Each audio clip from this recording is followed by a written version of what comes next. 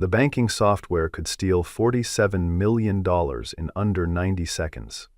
Marcus Thompson knew this because he'd just found the hidden code that made it possible.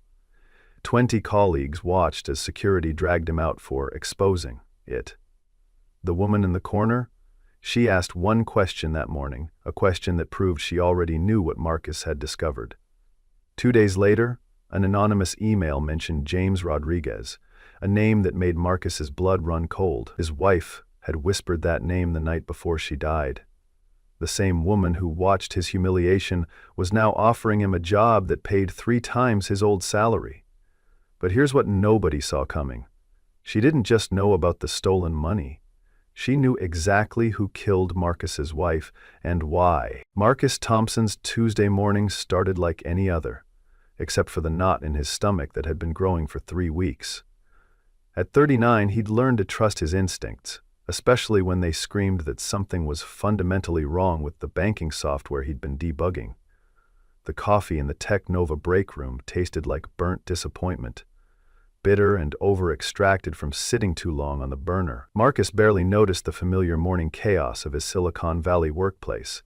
Developers arguing over code reviews, product managers scheduling conflicting meetings, and the persistent hum of servers processing millions of financial transactions. His mind was racing through lines of code, trying to make sense of what he'd discovered the night before, while his 10-year-old son Jake slept peacefully in the next room. A hidden back door, buried so deep in the system architecture that finding it required either incredible luck or inside knowledge, capable of draining accounts faster than most people could blink. He'd printed out the evidence at 2 a.m, his hands shaking as page after page of damning code emerged from his home printer. The timestamps told a story of deliberate sabotage, with modifications made during maintenance windows when security monitoring was at its lowest. Marcus had triple-checked his findings, running the code through multiple analysis tools to ensure he wasn't seeing patterns where none existed. But every test confirmed his worst fears. Someone had intentionally created a pathway for massive financial theft, hidden within legitimate banking software that processed retirement funds, college savings, and small business loans.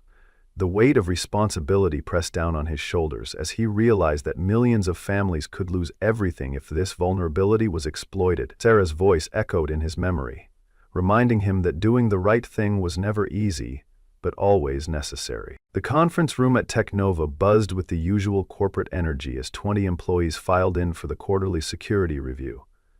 Marcus clutched his folder of printouts, rehearsing his presentation in his head while trying to ignore the anxiety that made his palms sweat.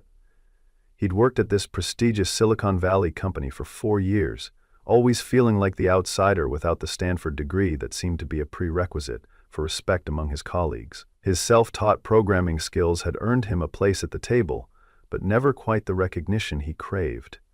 Today felt different, though. Today, his unconventional background and obsessive attention to detail had uncovered something that could save millions of people from financial ruin.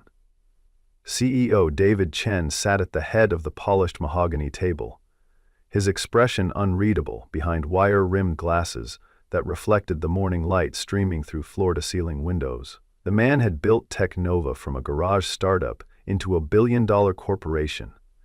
But Marcus had always sensed something calculating behind his public persona. Marcus noticed a woman he didn't recognize sitting in the corner, her laptop open, fingers dancing across the keyboard with the practiced precision of someone who lived and breathed technology.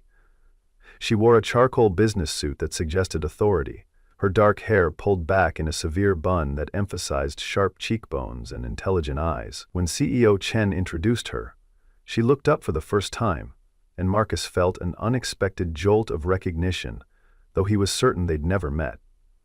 "I'm Elena Williams," she said, her voice carrying an authority that made Marcus pause mid-sentence in his mental rehearsal. "Cybersecurity consultant from Mitchell & Associates. Please, continue with your presentation." Something about her presence felt calculated, as if she'd been waiting for this exact moment, studying the room's dynamics with the intensity of a predator sizing up prey. Marcus shook off the feeling and launched into his presentation, explaining how the hidden code could transfer massive amounts of money to offshore accounts within seconds, leaving victims unaware until their accounts were already empty. Elena asked only one question during his entire 20-minute presentation, but it was a question that changed everything. The timestamp on line 4712 of the core banking module, she said, her voice cutting through the room like a blade. When was that specific line of code last modified, and who had access to make changes during that maintenance window? Marcus felt the color drain from his face as the implications hit him. That specific line was buried so deep in the system that finding it required either incredible luck or intimate knowledge of the software's architecture. He'd spent hours tracing the code paths to discover it, yet Elena had identified its exact location from his brief overview. He stammered through an answer about metadata logs and change management protocols, but Elena's knowing smile told him she'd already heard enough. The room fell silent except for the soft whir of the air conditioning, and Marcus realized that everyone was staring at him with expressions that had shifted from curiosity to suspicion. David Chen's voice, when it came, was ice-cold and measured. "Marcus, we've discovered that you've been accessing systems outside your clearance level, violating multiple security protocols in the process." The accusation hit Marcus like a physical blow, stealing the breath from his lungs. He tried to explain that he'd found the back door while doing routine maintenance, following standard debugging procedures that had been approved by his supervisor months earlier, but Chen cut him off with a raised hand, his expression suggesting that explanations were unwelcome. "Your employment is terminated, effective immediately. Security will escort you from the building."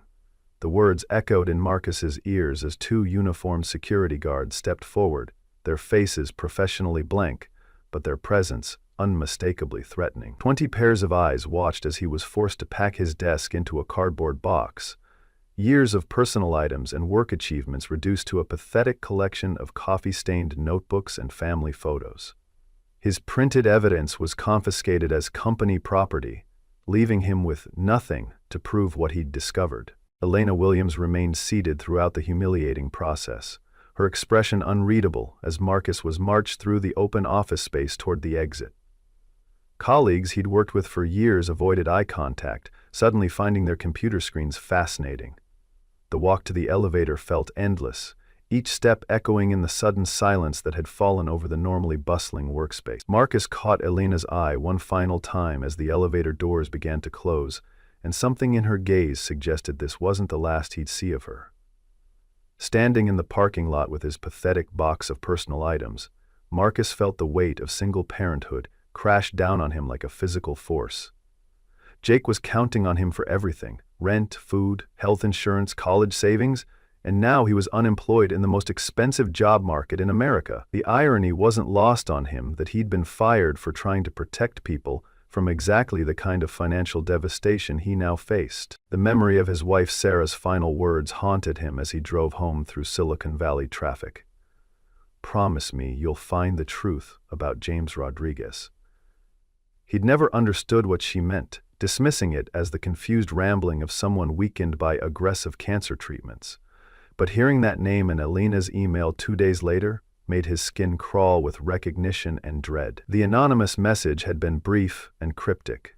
"We need to talk about what you know regarding James Rodriguez. Your firing wasn't random. Meet me at the address below if you want answers."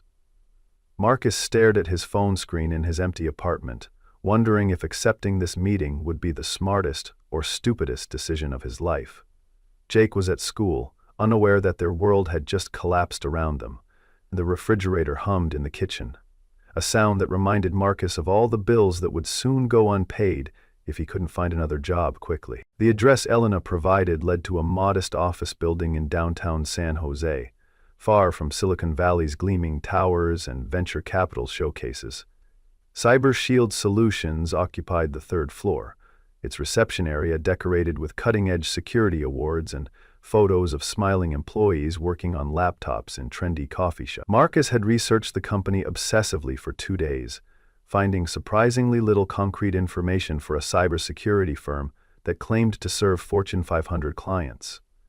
Their website was professionally designed but vague on specifics, listing services like advanced threat detection and corporate security consulting without providing case studies or client testimonial. The receptionist, A cheerful woman in her 20s with purple streaks in her hair seemed genuinely surprised when Marcus mentioned he had an appointment with a technical lead.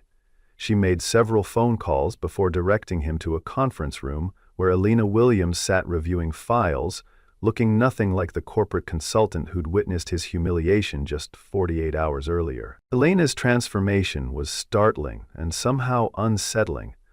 Gone was the severe bun and conservative business suit, replaced by dark jeans and a simple black sweater that made her appear younger and more approachable. Her hair fell in loose waves around her shoulders, softening features that had seemed sharp and calculating in Technova's conference room. "I owe you an explanation," she said without preamble, gesturing for Marcus to sit across from her at a small table scattered with technical manuals and empty coffee cups. And probably several apologies. The conference room felt intimate, compared to Technova's sterile corporate environment, with whiteboards covered in complex network diagrams and shelves lined with vintage computer equipment that suggested someone with deep respect for technological history. Marcus noticed that several of the diagrams looked like banking system architectures, but far more sophisticated than anything he'd seen at his previous job. Elena's eyes held a vulnerability that hadn't been present during his firing, as if she'd dropped a carefully maintained professional mask to reveal something more authentic underneath. The job offer that followed defied all logic and previous experience. Elena explained that CyberShield needed someone with Marcus's specific skill set, someone who could spot anomalies and inconsistencies that traditional security analysts missed. The salary she quoted was triple what he'd made at Technova, with benefits that included health insurance, educational support for Jake, and equity participation that could make them wealthy if the company succeeded. But Marcus had learned through painful experience to be suspicious of opportunities that seemed too good to be true. "Why me?" he asked, studying Elena's face for tells and inconsistencies. "Because you found something in 6 hours that took our best analyst 6 months to discover," she replied, her voice carrying conviction that seemed genuine. "And because you tried to do the right thing, even when it cost you everything you'd worked for." Her answer felt honest but incomplete, and Marcus sensed there were layers of truth she wasn't ready to share. Elena handed him a key card and an address in Palo Alto, along with specific instructions to arrive the following evening at exactly 7 p.m. "There's something you need to see before you make your final decision about joining us," she said, her tone suggesting that this mysterious something would fundamentally change his understanding of the situation. The address turned out to be a small craftsman house, tucked behind a row of tech startups, its yard overgrown with native California plants that had been allowed to grow wild. Marcus almost turned around twice, convinced he'd misunderstood Elena's instructions or walked into some elaborate joke at his expense, but the key card worked perfectly, and he found himself standing in what appeared to be a high-tech workshop that had been retrofitted into a 1950s bungalow. Vintage computers from every era of personal computing history lined custom-built workbenches alongside state-of-the-art servers, creating a technological timeline that spoke to someone with deep respect for the evolution of digital innovation. Elena emerged from the kitchen carrying 2 cups of coffee and wearing an expression that suggested she was as nervous as Marcus felt about this unconventional meeting. "This was my father's workshop," she said, running her hand along the surface of an original Apple II computer with obvious affection. "He taught me that technology should serve people and protect them, not exploit their vulnerabilities for profit." The workshop felt like a shrine to ethical hacking and responsible innovation, with walls covered in photos of cybersecurity pioneers and handwritten notes about protecting digital privacy and financial security. Marcus found himself relaxing for the first time in weeks, surrounded by evidence of someone who understood that code could be poetry or poison, depending on the programmer's intentions and moral compass. Elena's vulnerability in this sacred space was palpable, as if she'd invited him into the most private corner of her world to show him what really mattered to her. They worked side by side for 3 hours, Elena testing Marcus's skills on increasingly complex security puzzles while sharing stories about her father's influence on her career and worldview.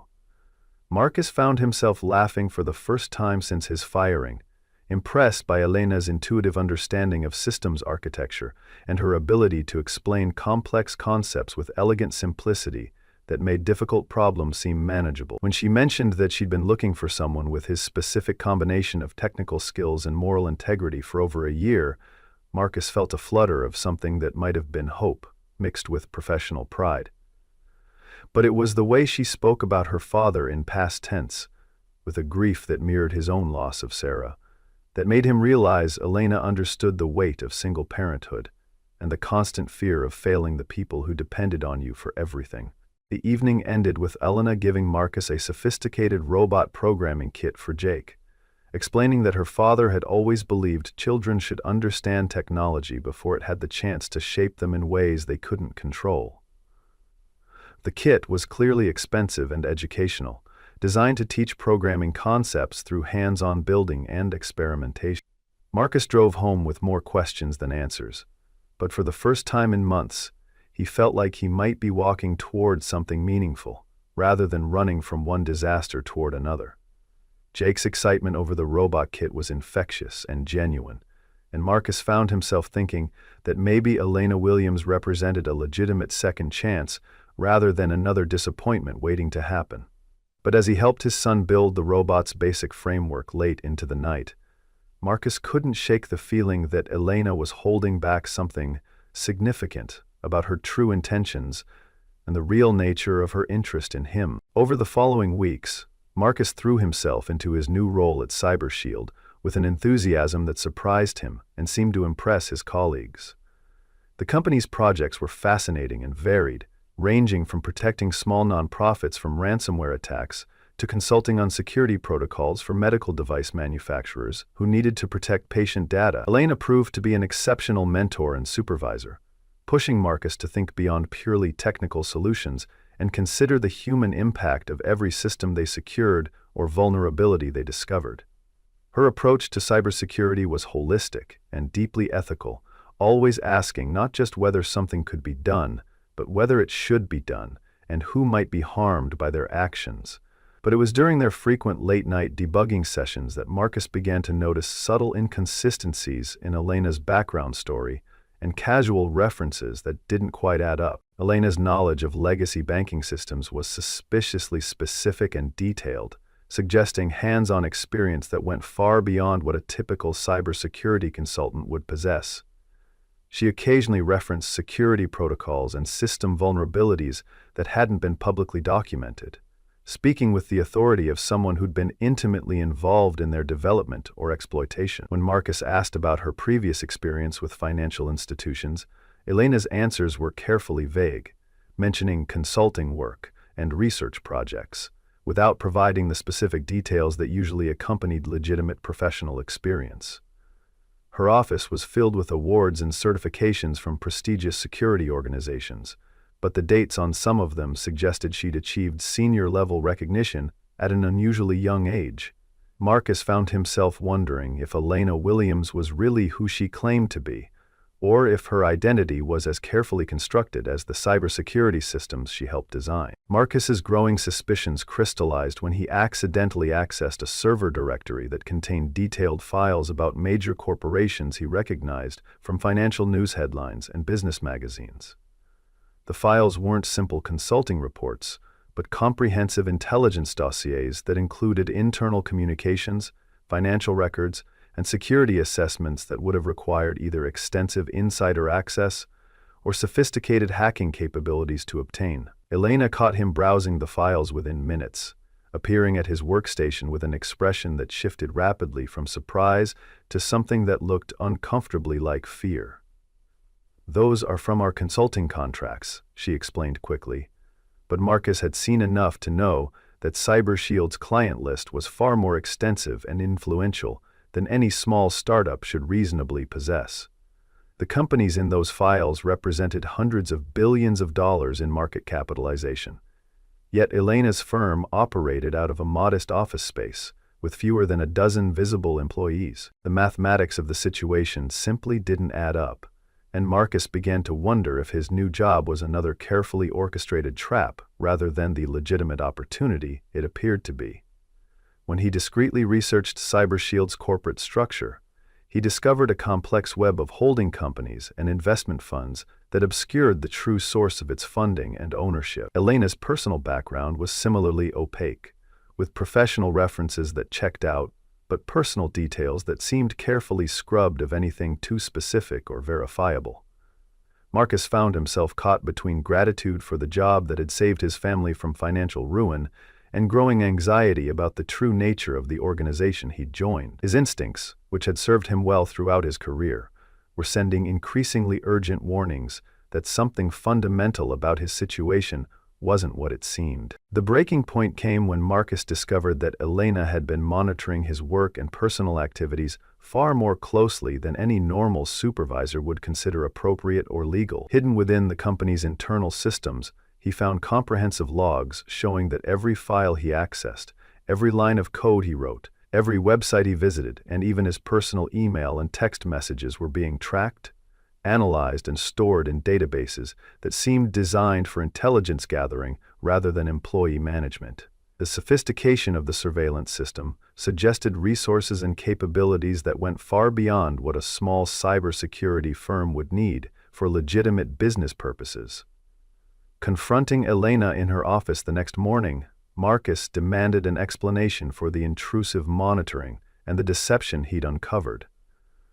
Her response was careful and measured, but Marcus could see the calculation behind her eyes as she weighed how much truth to reveal without completely destroying the fragile trust they'd built. "We have to be extremely careful about security," Elena said finally, her voice carrying a weight that suggested she was choosing her words with exceptional care. "The people who destroyed your career at Technova are still actively pursuing their agenda, and they're far more dangerous and well-connected than you realize." Her revelation that his firing had been orchestrated by forces beyond David Chen sent Marcus reeling, forcing him to reconsider everything he thought he understood about his situation. According to Elena's research, Technova was just one node in a vast network of companies involved in systematic financial fraud, and Marcus's discovery of the back door had threatened to expose an operation that spanned multiple corporations and potentially billions of dollars in stolen funds. "Your wife knew about this conspiracy," Elena said quietly, and Marcus felt the ground shift beneath him as implications he'd never considered began to take shape in his mind. Sarah had been a freelance financial analyst, not someone who would have been involved in corporate espionage or high-stakes financial investigations. But Elena's files contained evidence that Sarah had been methodically investigating irregularities in banking software and financial transaction systems for months before her death, possibly working for someone who wanted to expose the massive fraud she'd uncovered. The timeline was chilling. Sarah's cancer diagnosis had come just weeks after she'd begun asking questions about suspicious financial transactions, and her condition had deteriorated with unusual speed, despite aggressive treatment from some of the best oncologists in the Bay Area. Marcus stared at medical records and communication logs that painted a picture of his wife as a dedicated whistleblower who'd died protecting evidence that could save millions of innocent people from financial devastation. The name James Rodriguez finally made terrible sense when Elena showed Marcus a photograph of her father, a distinguished man in his 60s with eyes that matched Elena's and an expression that suggested both intelligence and profound sadness. James Rodriguez had been a renowned cybersecurity expert and whistleblower who'd spent years documenting corruption and fraud in the technology industry before his death in a car accident that Elena believed was actually murder disguised as mechanical failure. According to Elena's investigation, Sarah had been one of James's most valuable contacts, feeding him information about suspicious financial transactions and software vulnerabilities she'd discovered during her consulting work with various banks and financial institutions. Marcus stared at the photograph, remembering Sarah's whispered words about finding the truth about James Rodriguez, finally understanding that his wife had been trying to protect him from something that had eventually killed her anyway. Elena's true identity hit Marcus like an emotional tsunami, reshaping everything he thought he knew about his situation and the people involved in it. She wasn't just a cybersecurity consultant looking to hire talented programmers. She was the daughter of a murdered whistleblower and the secret owner of multiple companies and organizations working to expose corporate fraud and protect potential victims. Cyber Shield was her primary base of operations, funded by inheritance money and investment returns that she'd used to build an extensive network of investigators, hackers, and security experts dedicated to continuing her father's work and bringing his killers to justice. Marcus realized that his hiring hadn't been about his technical skills, impressive though they might be, but about his connection to Sarah and the evidence she'd died protecting. Elena needed him because he was the key to accessing information that her father and his wife had hidden in systems that only someone with Marcus's specific knowledge and security clearance could unlock. The confrontation in Elena's workshop that evening was inevitable and emotionally devastating for both of them. Marcus accused her of manipulating him, of using his grief and financial desperation to further her own agenda of revenge against the people who'd killed her father. Elena didn't deny the charges, but her counter-argument cut deep into Marcus's sense of moral responsibility. Your wife died because she was trying to protect people like Jake from having their futures stolen by corporate greed and systemic fraud. I'm offering you the chance to finish what she started and make sure her sacrifice wasn't meaningless. The workshop suddenly felt claustrophobic, filled with the ghosts of Elena's father and Marcus's wife, two people who died trying to expose a truth that continued to claim victims while the perpetrators remained free and profitable.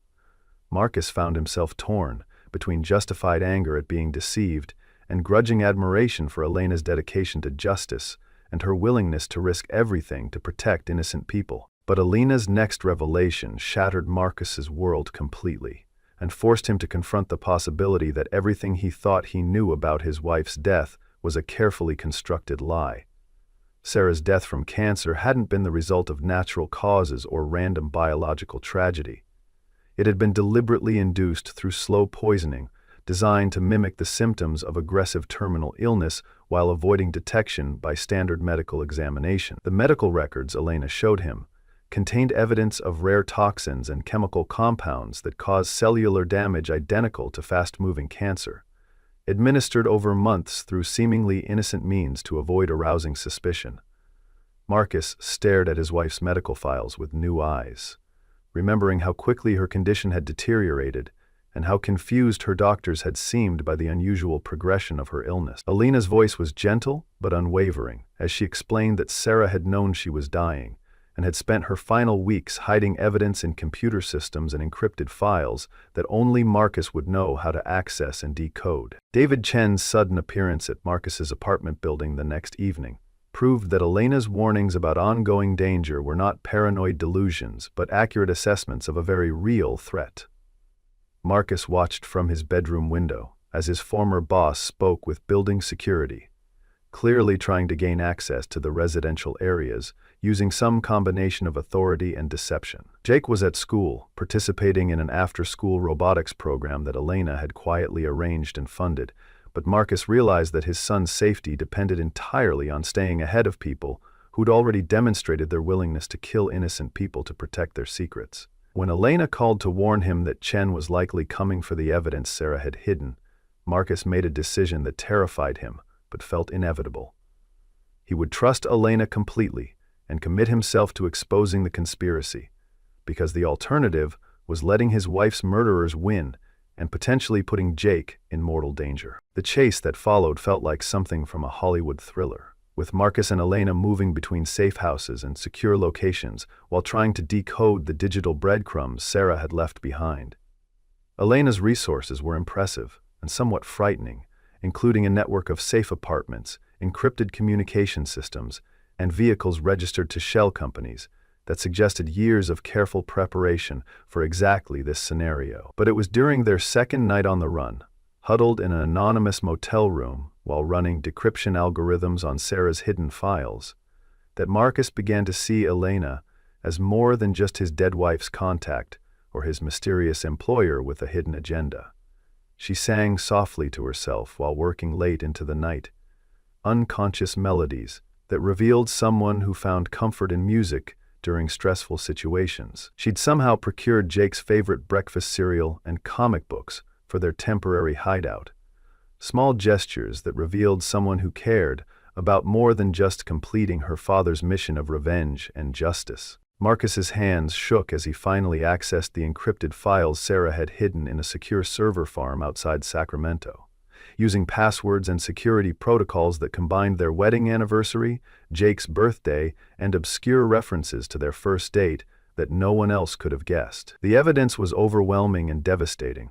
Bank routing codes, transaction logs, internal communications, and documentation that proved a conspiracy involving dozens of major corporations, government officials, and regulatory agencies.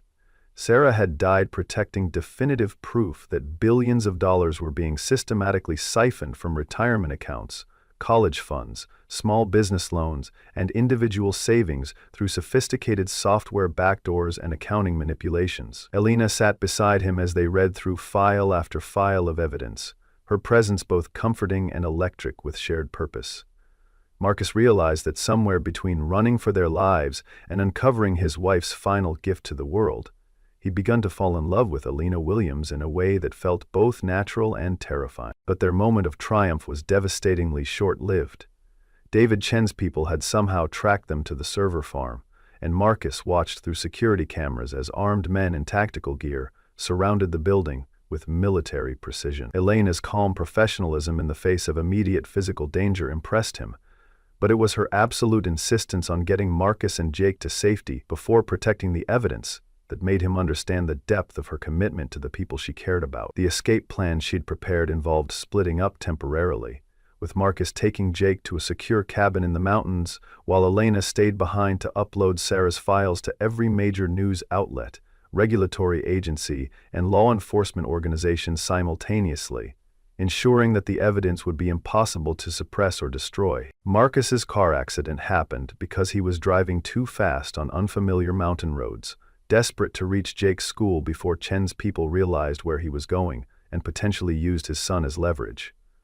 The last thing he remembered before his truck skidded on wet pavement and slammed into a massive pine tree was Elena's voice on his phone, telling him that she'd successfully uploaded everything and that Sarah's evidence was finally safe from destruction. When he woke up in the hospital 3 days later with a concussion and several broken ribs, Jake was asleep in the chair beside his bed, and Elena was speaking quietly with his doctor in the hallway about his prognosis and recovery timeline. The relief on her face when she saw him awake was so profound and genuine that Marcus knew his growing feelings for her were reciprocated, even though neither of them had found the words or the right moment to acknowledge what was developing between them. Elena's confession came while Marcus was still groggy from pain medication, making her words feel like a vivid dream he might not remember accurately when he was fully conscious. She told him that she'd been investigating his background and monitoring his activities for months before orchestrating their first meeting, that she'd known about his exceptional skills and his connection to Sarah long before his firing from Technova. The elaborate plan to get him hired at CyberShield had been designed to gain his trust and access to the evidence Sarah had hidden. But Elena admitted that falling in love with him hadn't been part of her carefully calculated strategy. Somewhere between recruiting him for her mission and watching him risk everything to protect Jake, she'd begun to hope that they might build a genuine life together after the conspiracy was finally exposed and the people responsible were brought to justice.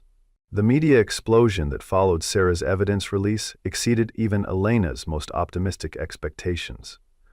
Federal investigators conducted simultaneous raids on Technova and 17 other companies, arresting executives and freezing accounts containing over $2 billion in stolen funds that were in the process of being transferred to offshore accounts. David Chen was found dead in his office the next morning, apparently by suicide according to the initial police report, though Elena suspected he'd been eliminated by co-conspirators who didn't want him talking to federal prosecutors about the full scope of the conspiracy. Marcus watched the news coverage from his hospital bed, finally understanding the true scope of what his wife had died trying to expose, and feeling a profound sense of pride that her sacrifice had prevented countless other families from losing their life savings to corporate greed and systematic fraud. But the real victory was smaller, more personal, and infinitely more meaningful than the headlines and prosecutions that followed. Jake had drawn a picture while waiting for Marcus to wake up from his medically induced coma, showing 3 people standing in front of a house, with a carefully detailed garden and a dog that looked suspiciously like the golden retriever Jake had been requesting for years. When Marcus asked who the people in the drawing were, Jake explained, matter-of-factly, that it was their new family.